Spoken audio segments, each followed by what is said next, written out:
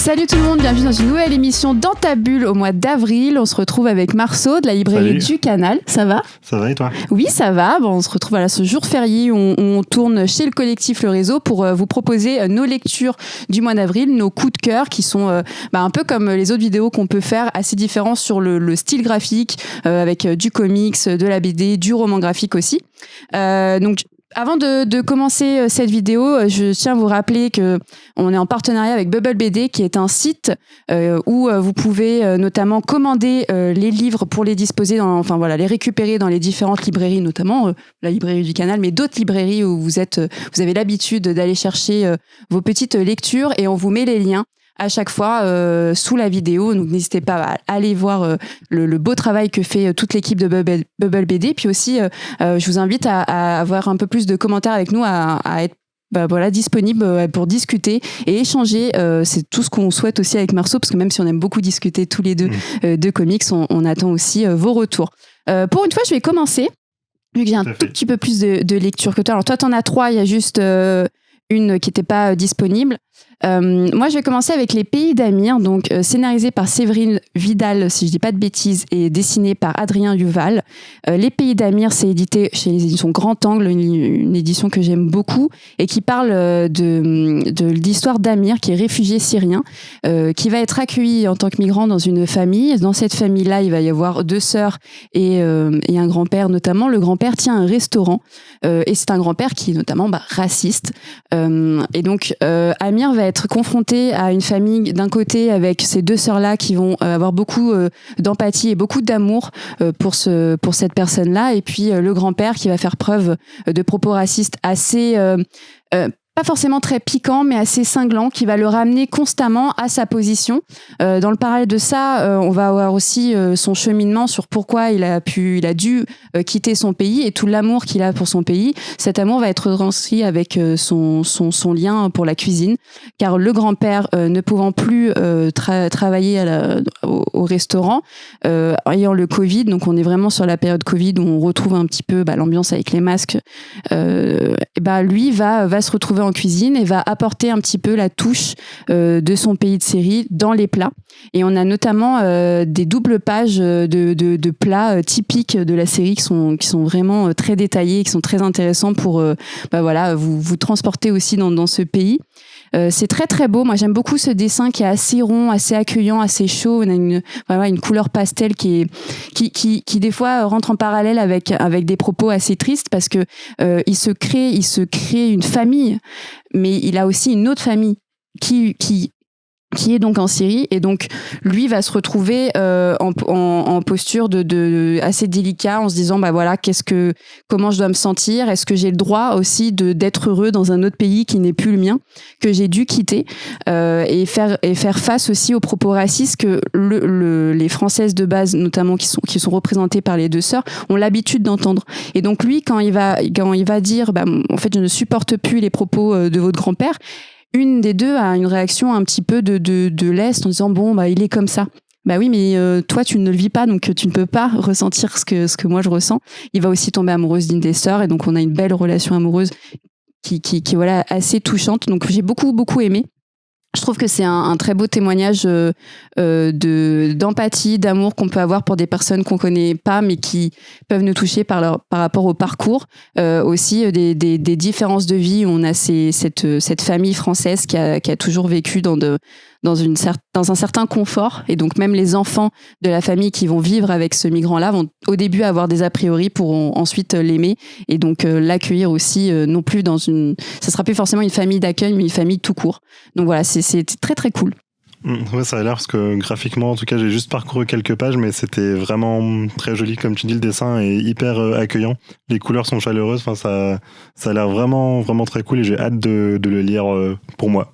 Oui, alors vas-y, on passe à toi. Qu'est-ce que tu as envie de nous proposer pour ce mois d'avril ? La première BD dont je vais vous parler, c'est Sephardim, qui est édité chez Futuropolis, qui est une BD de Anne Benoliel de Fréville, et en fait qui va raconter l'histoire de sa famille juive sur 3000 ans. Donc on va démarrer environ 2000 ans avant Jésus-Christ, alors que les Juifs sont en Égypte. Et on va arriver à peu près à notre époque, à l'époque que nous vivons actuellement. Et évidemment, pour les parties les plus lointaines, historiquement, elle incorpore des éléments de fiction dans son récit parce qu'elle peut pas savoir ce qui s'est effectivement passé, mais elle va se servir de l'histoire et de l'histoire de la communauté juive pour raconter l'histoire de cette famille. On va voir tout ce qu'ils ont traversé par tous les pays dans lesquels ils sont passés. C'est une BD qui est vraiment assez touchante, qui prend un peu aux tripes et qui est à la fois assez documentée historiquement. On apprend pas mal de choses sur toutes les migrations qu'il y a eu, surtout comment est-ce que ça s'est passé chaque fois que des communautés juives se sont installées quelque part, notamment on a eu au Maghreb, on a eu dans le sud de l'Europe et dans l'est de l'Europe également. Donc on a plein de choses à se mettre à découvrir. Et il y a également le côté graphique qui est vraiment assez puissant. C'est une BD qui est très très jolie avec certaines planches incroyables sur lesquelles on peut passer vraiment quelques minutes juste à la contempler. Et vraiment très très très bonne pioche. Et en plus on apprend plein de trucs parce qu'il y a des doubles pages qui sont vraiment plus du documentaire. On sort un peu de la fiction pour vraiment se plonger dans presque un cours d'histoire et qui est passionnant. Et franchement, très très très bonne BD. C'est intéressant parce que finalement, on a énormément de récits qui touchent à l'histoire juive, à la Seconde Guerre mondiale. Pour le plus connu, on connaît Maus de Art Spiegelman, si je le prononce bien. Donc là, l'idée, c'est que vraiment, on trace plus vraiment leur parcours quelques années avant la Seconde Guerre mondiale, mais sur 3000 ans. Ouais, c'est assez unique pour le coup. Ouais, tout à fait. C'est vraiment un récit de grande ampleur. Et pourtant, on n'est jamais... Qui est quand même sur un produit plutôt court. Hein. Ouais, on n'est pas sur une très très grosse BD. Et pourtant, ça marche parce que tout fonctionne. On n'a pas de moment où on se dit, là, elle est passée un peu vite, j'ai pas trop compris ce qui s'est passé, j'ai pas eu le temps de m'attacher aux événements qui sont racontés. Tout fonctionne vraiment, donc le rythme est vraiment très très maîtrisé. Et effectivement, pour résumer 3000 ans d'histoire en une centaine de pages, il fallait quand même le faire. Ouais, c'est clair. Écoute, ça va être à moi. Je vais passer sur un tout autre sujet. Donc là, on avait quand même des récits qui sont liés à notre histoire contemporaine. Donc là, on part sur un récit horrifique, Le Passage, qui fait partie de l'univers du mythe de l'ossuaire, scénarisé par Jeff Lemire et dessiné par j'ai un tout petit doute Andrea Sorrentino. Que dis-je ici donc. Et donc, Jeff Lemire, gros scénariste, notamment de la maison d'Urban Comics, je pense que c'est un de mes scénaristes préférés, qui lance une sorte d'univers qui mélange l'onirique et l'horrifique, où à son habitude, on a quelques éléments, mais pas beaucoup de réponses, en tout cas pour le passage. Donc sur ce passage, on va avoir 2 récits. Qui vont nous expliquer un petit peu ce qui va se passer. Il y a une sorte de trou béant noir. Il y a un géologue qui va vouloir faire des recherches pour essayer de comprendre qu'est-ce que ce trou, qui est vraiment sans fond. Donc, c'est-à-dire qu'il va lancer un objet et qui va vraiment avoir aucune répercussion.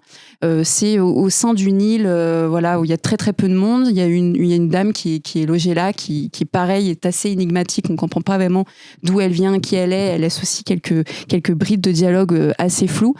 Et donc ce géologue-là va se retrouver dans une situation de plus en plus compliquée avec des planches très très floues, on comprend pas ce qui se passe jusqu'à la fin du comics où je n'ai pas très bien compris ce qui se passe, mais qui se regroupe avec le mythe de l'ossuaire. Donc je l'ai pas ramené ici, mais qui était un peu plus gros et qui fait partie de tout cet univers-là. Moi je trouve ça intéressant que Jeff Lemire pousse encore plus ses limites, nous propose un récit horrifique mais qui change, c'est-à-dire que là on n'est pas sur du gore, on est sur quelque chose d'assez mystérieux, où les dialogues des fois n'apportent pas vraiment, comme je disais, d'éléments de réponse. Ils sont parfois très très sommaires.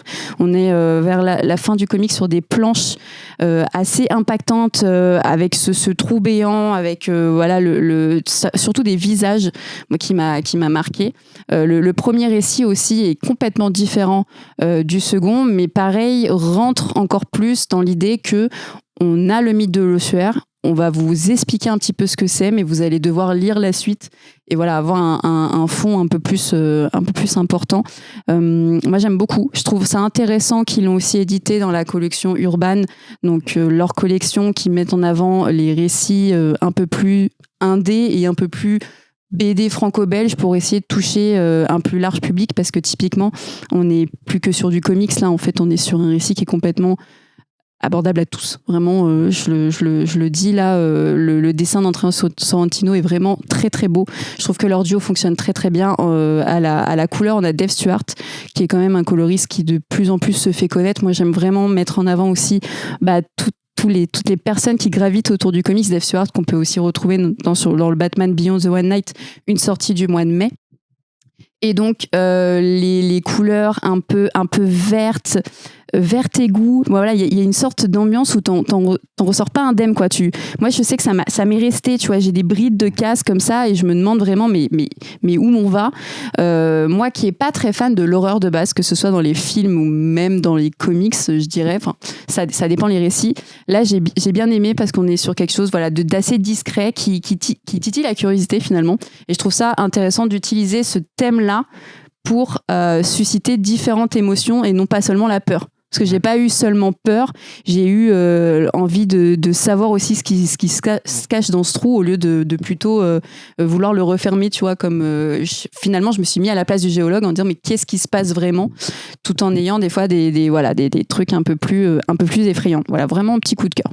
Et ça donne vraiment envie, cette volonté de Jeff Lemire de faire un peu un univers partagé, pas forcément une grosse saga où on va suivre un groupe ou un personnage tout au long de plusieurs tomes, mais vraiment de faire plusieurs petites histoires qui vont se regrouper plus tard et qui appartiennent au même univers. Franchement, c'est assez intriguant, et surtout le faire dans le thème de l'horreur, ça donne envie. C'est incroyable de voir à quel point Jeff Lemire peut absolument tout faire dans la fiction, quoi, parce qu'il est un grand maître du super-héros, de la science-fiction, et là dans l'horreur, il nous avait déjà donné un récit, Gideon Falls, qui était vraiment vraiment très bien, et là ça donne envie de voir ce qu'il peut faire ensuite, et sans parler de Sweet Tooth, qui avait des côtés horreur aussi. On peut peut-être aussi, parce que là j'y pense, je repensais à mes notes, mais c'est aussi un duo qu'on retrouve sur le Comics Primordial, oui, qui était un de nos coups de cœur, notamment quand on bossait pour le Comics Corner en Primordial, qui est assez incroyable aussi sur le côté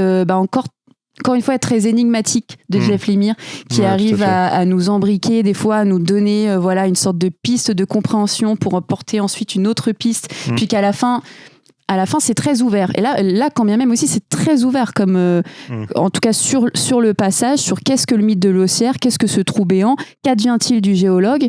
Ça laisse place à l'imagination, et c'est ça que je trouve aussi intéressant chez Jeff Lemire, qui je pense est aussi un énorme lecteur, qui a un goût pour les histoires en tout genre, et qui veut aussi nous laisser de la place, nous laisser créer notre histoire à nous, juste en nous guidant avec quelques pages. C'est assez fort. Primordial aussi est assez incroyable. Très bien, ouais.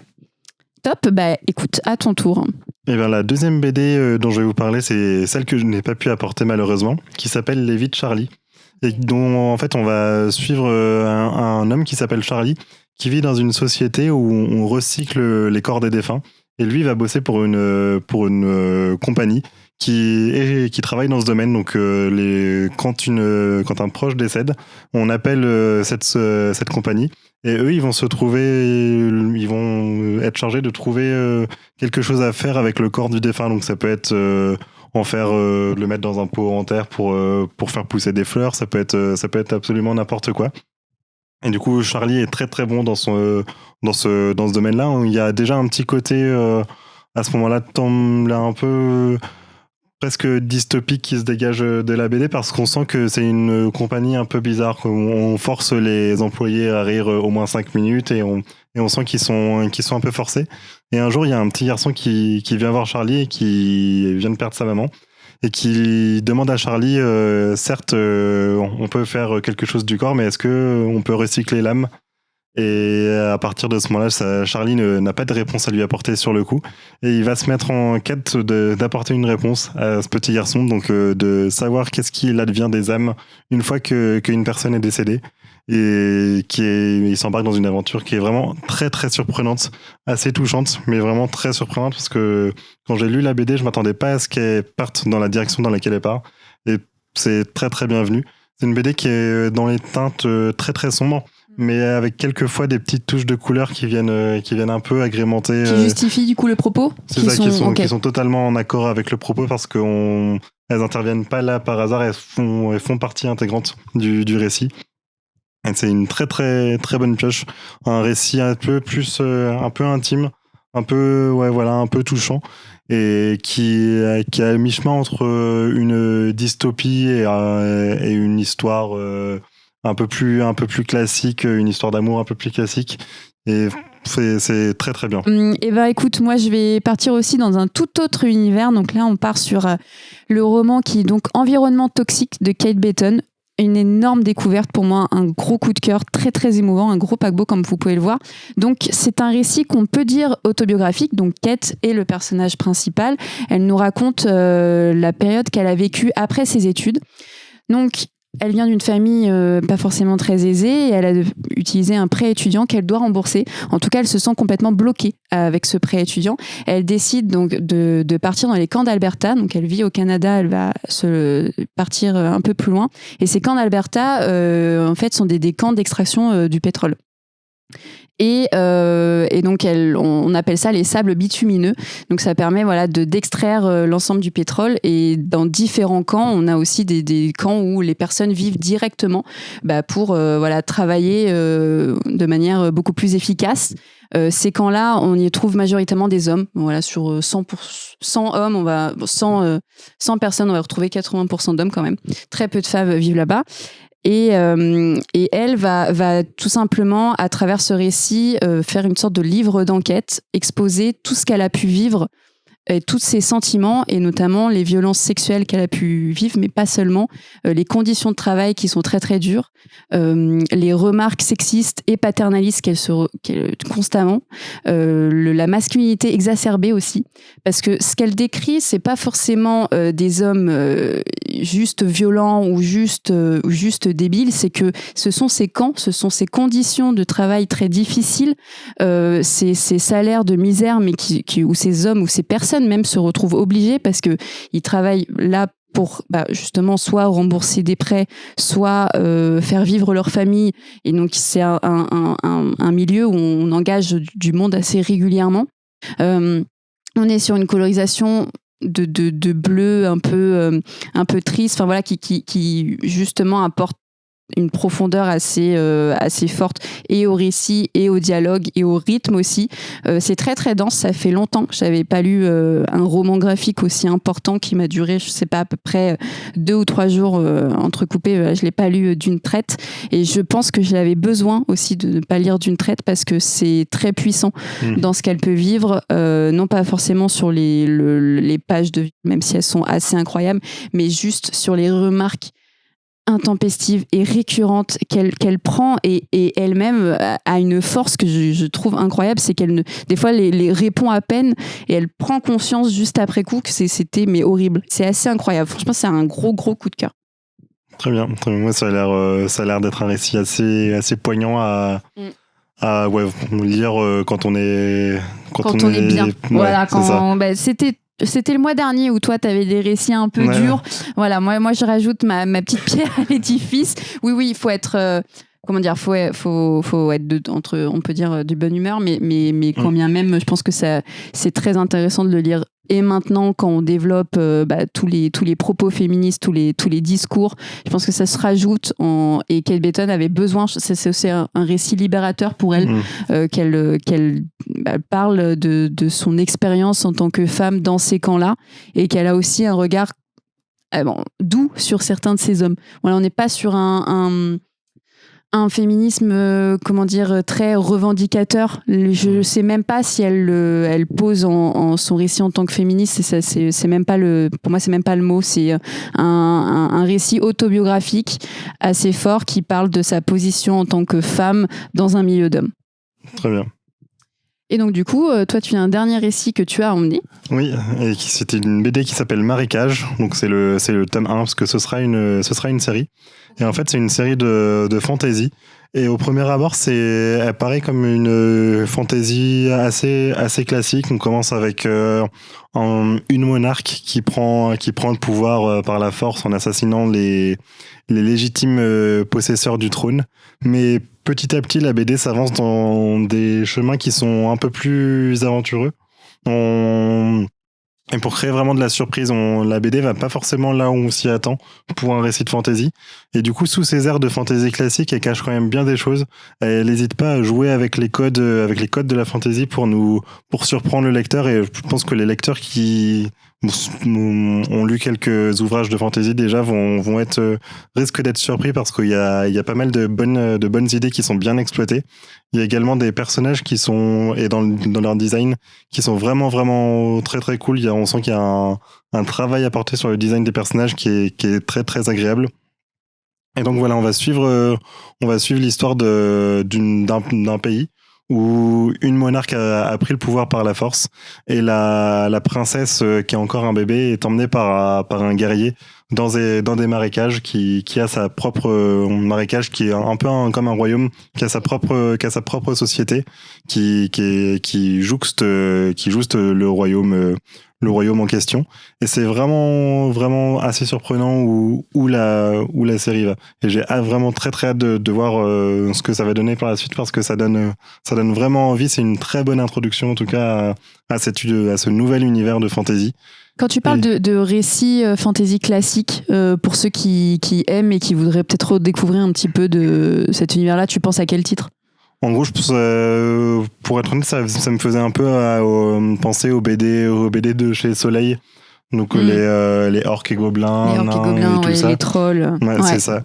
Il y a un côté un peu Lanfeust aussi, même si Lanfeust date un peu plus et jouait déjà avec les codes de la fantasy. Il y avait un peu ce côté même graphiquement qui est assez classique, mais finalement quand on ouvre la BD et qu'on prend la peine de regarder un peu attentivement le dessin, on voit que ça fourmille de détails, que les couleurs ont une teinte assez particulière.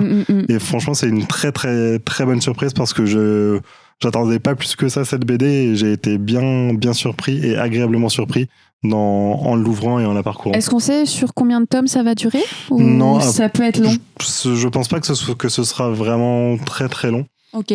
Parce que l'histoire promet pas une grande épopée non plus. Je pense que ce sera plus resserré, mais je sais pas exactement combien de tomes. Ça n'a pas été forcément annoncé. Ok, super. Moi, je vais finir avec mon dernier coup de cœur. Alors, le coup de cœur, il n'est pas forcément dédié à la BD, même si je l'aime beaucoup, mais surtout au personnage qu'il met en avant. Du coup, c'est l'histoire de Anne Bonny, qui est éditée à la Boîte à Bulles, maison d'édition que j'aime bien mettre en avant. Là, je suis obligée de sortir parce que là, c'est des noms italiens où j'ai beaucoup trop de mal, donc je n'aimerais pas trop les écorcher. Ça va peut-être arriver. Donc, on a Alessandro Rangiaschi et Matteo Mastragostino. Voilà, désolée, si vous m'écoutez, voilà, en plus, voilà, c'est trop dur en italien. Et donc, Anne Bonny, c'est une des premières femmes pirates. On a tendance à penser la piraterie comme un milieu exclusivement masculin. On a ce mythe, cette légende qui dit qu'une femme sur un bateau porte malheur. Eh ben... Anne Bonny, elle, détourne cet a priori-là, cette injonction, en étant une des femmes pirates elle a vraiment existé. Elle a construit une légende. On a son histoire ici, où elle a comment elle s'est construite. Elle est la fille cachée d'un homme important qui a du coup couché avec une maîtresse et qui a trompé sa femme. Une histoire réellement d'amour. Hein. C'était pas juste une tromperie. Elle était vraiment amoureuse d'une bonne de l'époque. Et pour qu'il s'en occupe, il a dû en fait la traverser en garçon. Donc elle a passé son enfance en garçon jusqu'à ce que la reine découvre que finalement c'est une fille, que c'était un enfant caché. Et ça va toujours, ça va porter en elle comme une sorte d'injonction. Elle va se dire, mais je peux être qui je veux. Et donc il n'y a pas forcément de frontière entre femme et homme. Et même si elle reste une femme et assume complètement sa féminité, elle reste combative. Elle manie l'épée et elle a vraiment un besoin, une soif de liberté et est attirée par la mer.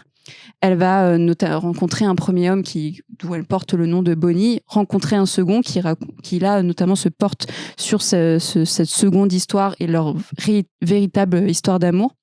Alors je suis un tout petit peu déçue peut-être sur la seconde moitié du récit qui qui vraiment se concentre sur le pirate, sur cet homme-là et comment l'histoire tourne. Elle est un peu mise au second plan, mais c'est moi surtout pour mettre en avant cette femme-là. Je vous conseille aussi fortement la série de podcasts sur Arte, La dernière nuit d'Anne Bonny, qui est vraiment excellent, qui est un podcast assez court, je pense, entre 20 et 30 minutes, qui mêle voilà, de l'acting où Anne Bonny parle et témoigne un petit peu de toute son histoire à une femme qui va reprendre son travail, et aussi des passages des historiens qui n'arrivent pas à se mettre d'accord sur la différentes légendes et les différentes façons de parler d'Anne Bonny. Donc voilà, moi je pense que c'était important aussi de mettre voilà, encore un nom, encore un portrait d'une femme qui peut être méconnue dans un monde majoritairement masculin. Et je pense qu'on a fini pour cette section du mois d'avril. Voilà, vous avez vraiment plein de lectures assez différentes, que ce soit, comme je disais au début, sur les thèmes ou le niveau graphique, avec de la fantaisie, de l'horreur, des récits autobiographiques, de l'histoire et des personnages historiques. J'espère que cette vidéo vous a plu. Merci de nous suivre. N'hésitez pas à vous abonner, à commenter. Et on se retrouve avec Meursault pour le mois de mai. Avec peut-être du Sean Murphy, peut-être. Probablement. C'est bizarre que tu dis ça. Je sais pas. On verra. On verra. Bon, moi, oui. Ce sera probablement un coup de cœur commun, je pense. Peut-être. Bon, je vous dis à bientôt et merci beaucoup. À plus.